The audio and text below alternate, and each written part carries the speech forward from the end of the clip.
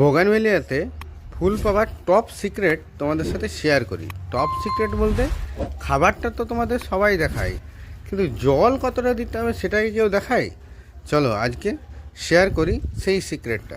দেখো আমার গাছে ফুল। বোগানভেলিয়াতে প্রথমেই আমরা বলি যে জল কম দাও, কিন্তু কতটা কম দেবে। প্রথমে দেখো মাটিটা তোমাদের দেখাই। দেখো মাটিটা দেখে মনে হচ্ছে শুকনো, তাই তো? কিন্তু যখনই আমি মাটিটা একটু কুঁড়ে দেব, দেখো ভেজা ভাবটা বুঝতে পারলে। দেখো আমার হাতের মাটিটা কিন্তু ঝরে পড়ছে, কিন্তু ভেজা ভেজা ভাব।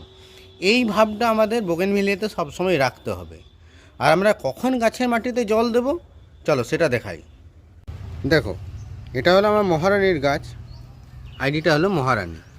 মাটিটা আগে দেখো, সেরকম শুকনো মনে হচ্ছে, কিন্তু আমি এটাকে কুঁড়ে যাচ্ছি। দেখো দেখো কুঁড়েই যাচ্ছি, কতটা ডিপে চলে গেলাম, তাও কিন্তু মাটি শুকনোই হয়ে আছে। এখন আমরা এই রকম যখন পরিস্থিতি আসবে বোগানভেলিয়াতে, তখন আমরা কিন্তু গাছে জল দেব। কিন্তু কতটা জল দেব, দেখো জল আমরা ততটাই দেব যাতে না আমরা টবের থেকে জল বেরিয়ে যায়, জাস্ট একটু। দেখো ব্যাস, প্রায় 2 কাপ মতো। এতেই কিন্তু গাছে আমার ফুলে ভরে উঠবে গাছটা, ঠিক আছে? গাছে ফুল চলে আসবে, বুঝতে পেরেছো? আর কখনোই আমরা বোগানভেলিয়াতে এতটা ভেজা মাটি, এই যে যেমন দেখো মুঠো বেঁধে যাচ্ছে, এই ধরনের মাটি রাখবো না।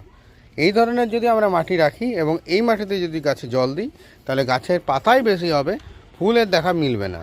তাই এতটাও আমরা কখনো জল দেব না, বুঝতে পেরেছো? যদি ভিডিওটা ভালো লাগে বলবো শেয়ার করে দিও।